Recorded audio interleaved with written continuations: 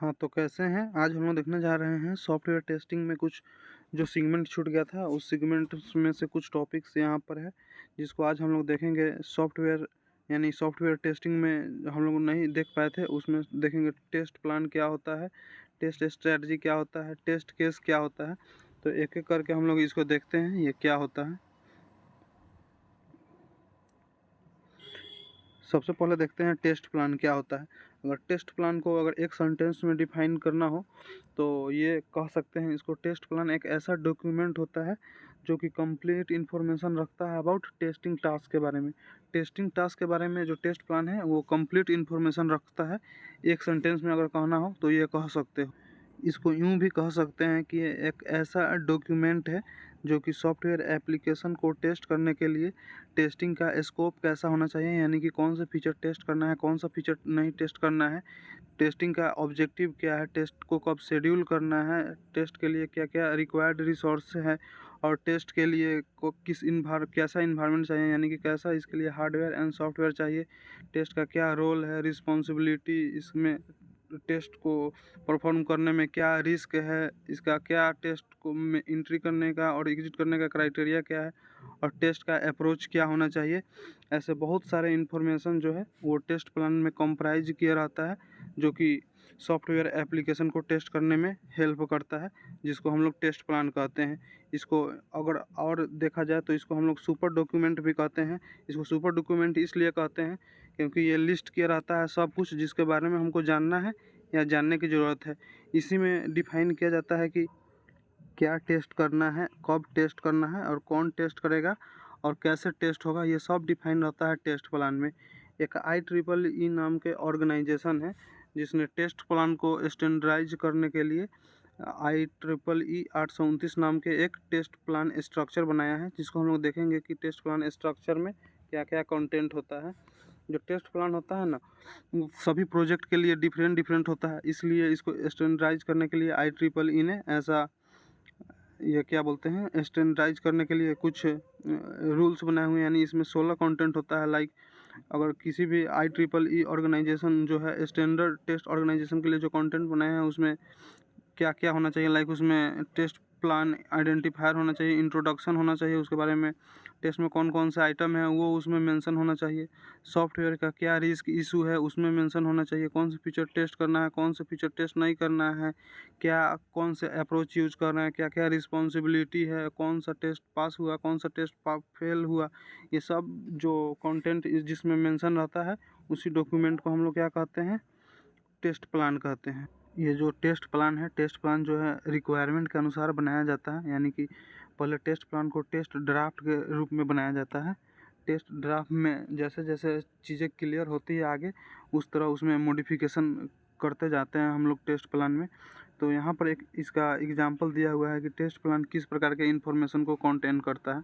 यहाँ पर एग्जांपल बोल रहा है, the test plan gives information about who is going to test at what time.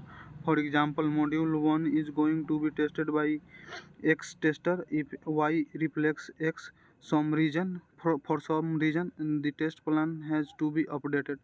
मतलब यहाँ पर यह कह रहा है कि टेस्ट प्लान इंफॉर्मेशन रखता है, जैसे कि कौन जा रहा है टेस्ट करने, किस समय कौन सा यूजर है या भले कौन सा जो टेस्टर है वो टेस्ट करने जा रहा है। यहाँ पर लाइक सपोज कीजिए कि जैसे कि हम लोग जानते हैं कि सॉफ्टवेयर जो बनता है वो मॉड्यूल्स के कॉम्बिनेशन से बनता है। कोई एक मॉड्यूल है जिसको कोई टेस्टर है एक्स नाम का, वो उसको जा रहा है टेस्ट करने, but due to some reason Y इसको रिप्लेस कर देता है।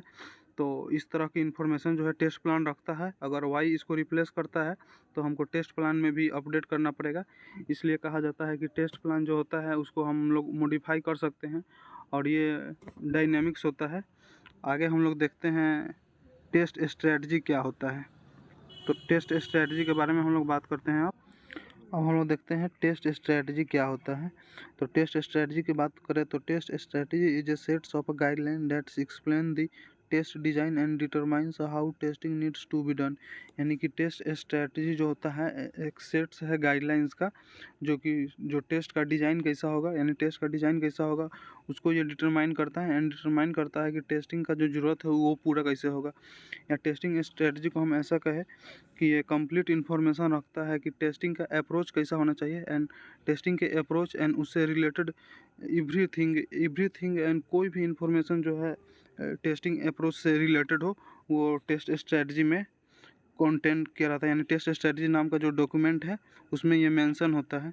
अगर दूसरे शब्दों में कहें तो किस काइंड का ये technique, its also describe what kinds of techniques has to be used and which modules will be tested. यानी किस किस प्रकार के टेक्निक्स यूज होगा और किसी भी सॉफ्टवेयर को टेस्ट करने में एंड किस मॉड्यूल को कब टेस्ट करना है, ये सारी इन्फॉर्मेशन जो होता है वो टेस्ट स्ट्रेटजी नाम के जो डॉक्यूमेंट होता है उसमें मेंशन होता है। और यहाँ पर एक एग्जांपल दिया गया है कि लाइक उसमें हम लोग देखते थे टेस्ट प्लान में किस प्रकार का टेस्ट प्लान जो डॉक्यूमेंट था वो किस प्रकार का इन्फॉर्मेशन रखता था। उसी प्रकार इसमें हम लोग देखने जा रहे हैं कि टेस्ट स्ट्रेटजी जो होता है वो किस प्रकार के डॉक्यूमेंट रखता। तो अब हम यहाँ पर देखते हैं कि इस एग्जांपल के द्वारा ये क्या कहना चाह रहा है। तो इस एग्जांपल में कह रहा है कि लाइक जैसे कि उसमें होता था टेस्ट प्लान में कौन सा डेवलपर है जो कि किस समय कौन सा मॉड्यूल को टेस्ट करने जा रहा है, उस तरह का इन्फॉर्मेशन टेस्ट प्लान रखता था। जबकि टेस्ट स्ट्रेटजी में होता है कि कौन सा मॉड्यूल किस टेस्ट टीम द्वारा टेस्ट किया जाएगा। अगर टेस्ट टीम का कोई मेंबर एक्सचेंज भी हो जाता है तो इसमें कोई फ़र्क नहीं पड़ता है, इसलिए इसको हम लोग कहते हैं ये जेनरिक एंड स्टैटिक्स होता है। जबकि वो जो था वो जेनरिक नहीं होता था, वो टेस्ट प्लान डायनामिक होता था। जो टेस्ट स्ट्रेटजी का जो मेन पर्पज़ होता है ना वो एकदम ये होता है कि एक अंडरस्टैंडिंग हो जाए, यानी कंप्लीट अंडरस्टैंडिंग हो जाए किसका, तो कौन सा अप्रोच यूज़ कर रहा है और किस प्रकार का टूल्स यूज़ करने वाले हैं टेस्टिंग के लिए, हमारा क्या टारगेट्स है एंड टेस्ट एक्टिविटीज़ का क्या टाइमिंग होने वाला है, इसके बारे में जो डेवलपर टीम है उसको कंप्लीट इन्फॉर्मेशन मिल जाए ताकि ठीक से टेस्टिंग ठीक से परफॉर्म हो सके।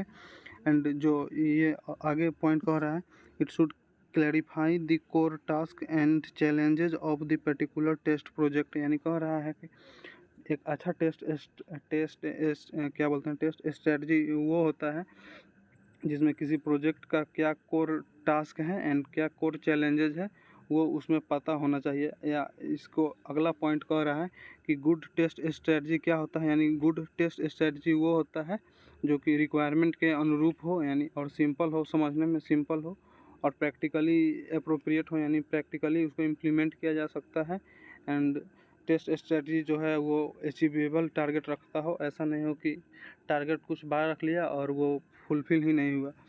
आगे हम लोग को ये देखना है कि test strategy and test plan में क्या रिलेशन है। तो जो टेस्ट प्लान है ना, टेस्ट प्लान एक इसको कह सकते हो एक बड़ा गोला है जिसके अंदर एक छोटा गोला है टेस्ट स्ट्रेटजी। यानी टेस्ट स्ट्रेटजी एक हार्ड कोर इसको डॉक्यूमेंट कह सकते हो जो कि स्पेसिफिकली फोकस करता है टेस्टिंग का अप्रोच क्या होना चाहिए, क्या टूल्स होना चाहिए, क्या टेक्निक्स होना चाहिए, कौन कौन से स्टेप्स फॉलो करना है। जबकि टेस्ट प्लान जो होता है वो एक कंप्लीट इन्फॉर्मेशन रखता है या कंप्लीट ओवरव्यू देता है टेस्टिंग इन्फॉर्मेशन के बारे में, जबकि एक हार्डकोरली ये कुछ चीज़ों पर फोकस करता है।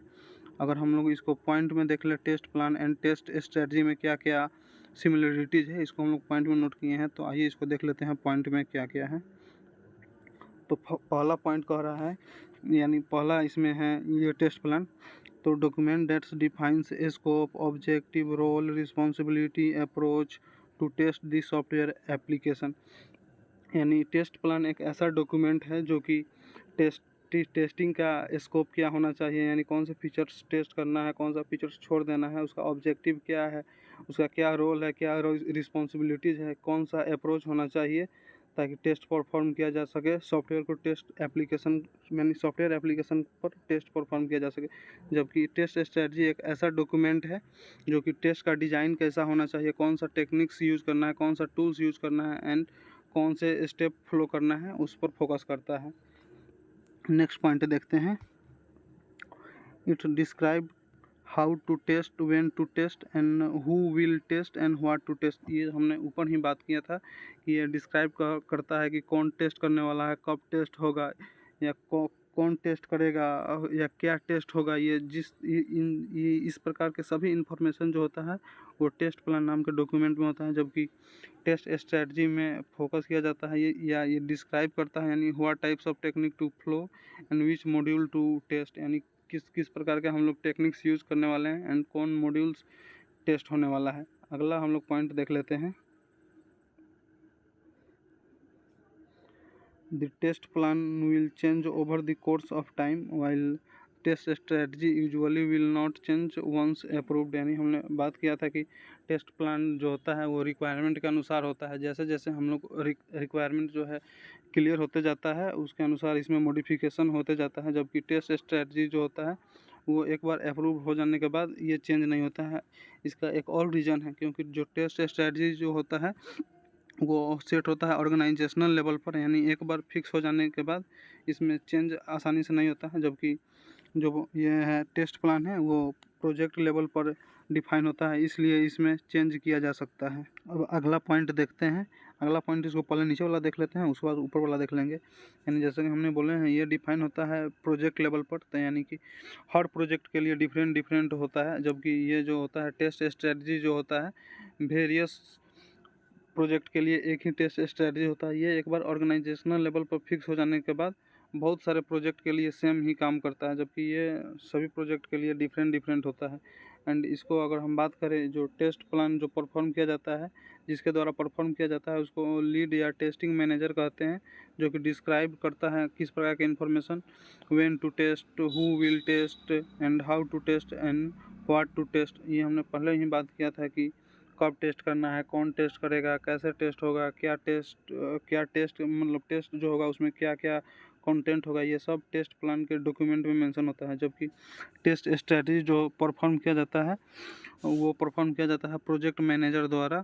और ये क्या बोलता है, it's say which module to test and what kinds of method to follow. ये हमने ऊपर ही देखा था कि ये टेस्ट स्ट्रेटजी जो होता है वो कंटेंट किया रहता है इन्फॉर्मेशन, यानी कौन से मॉड्यूल को कब टेस्ट करना है एंड किस प्रकार के टेक्निक्स यूज होगा, किस प्रकार के टूल्स यूज होगा, इस प्रकार के इन्फॉर्मेशन ये कंटेंट किया रहता है। तो ये कुछ पॉइंट था जिससे कि टेस्ट प्लान और टेस्ट स्ट्रेटजी में डिफरेंस कर सकते हो और रिमेंबर कर सकते हो या ध्यान रख सकते हो।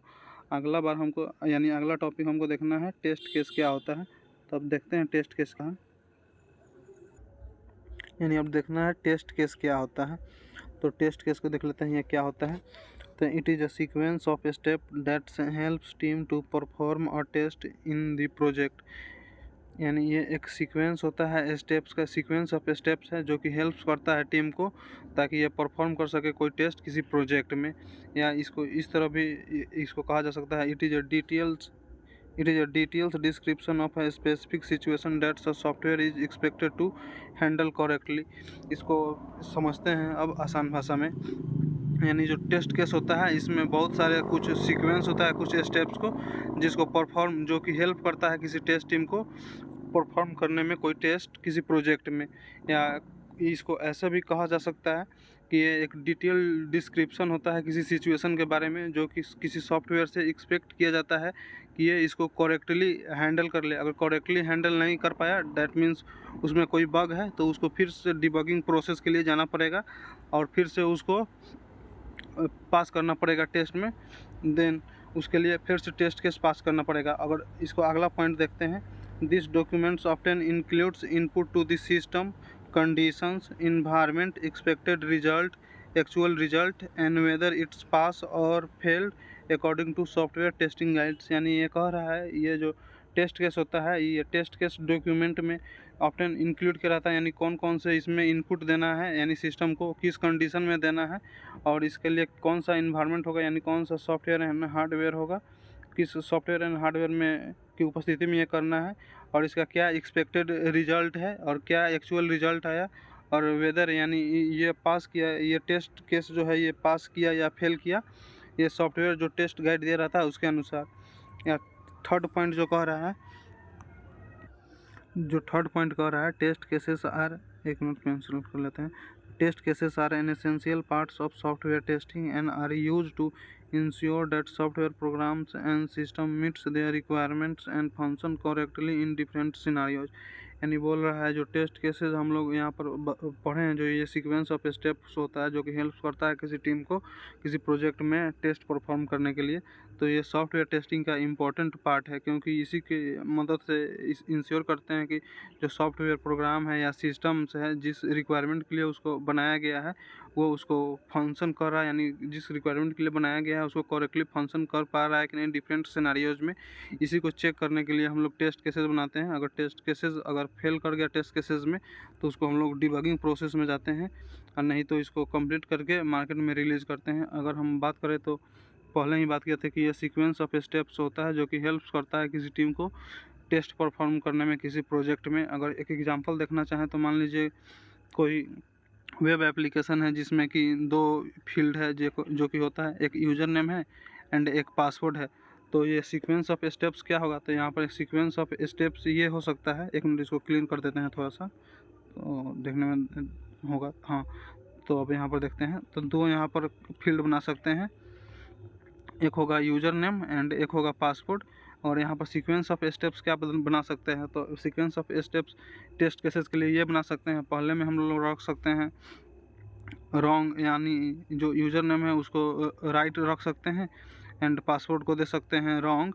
एंड देन उसके बाद अगर राइट दिए एंड यूज़र नेम राइट दिए एंड पासवर्ड रॉन्ग दिए तो इसका क्या आउटपुट आना चाहिए, जैसे कि इसका आउटपुट आना चाहिए you have entered wrong password, ऐसा मैसेज स्क्रीन पर डिस्प्ले होना चाहिए। उसके बाद इसको रख सकते हैं रॉन्ग एंड इसको रख सकते हैं राइट।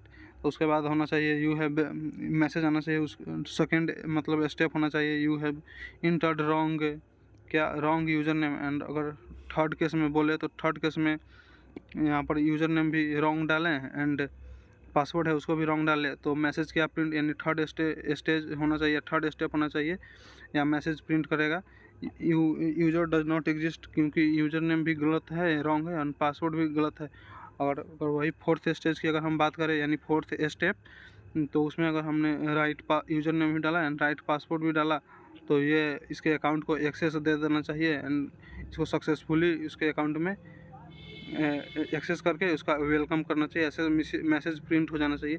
तो ये कुछ स्टेप था जिसमें हम लोग टेस्ट केसेस के लिए ऐसा स्टेप में बनाते हैं। तो यही यहाँ पर कह रहा था कि ये जो टेस्ट केसेस होता है ये सीक्वेंस ऑफ स्टेप्स होता है जो कि किसी टेस्टिंग टीम को हेल्प करता है टेस्ट परफॉर्म करने में किसी प्रोजेक्ट में। तो यही कुछ टॉपिक्स था जिसको हम लोग देख लिए। आई होप कि आपको समझ में आया होगा। ठीक है, मिलते हैं नेक्स्ट वीडियो में। धन्यवाद।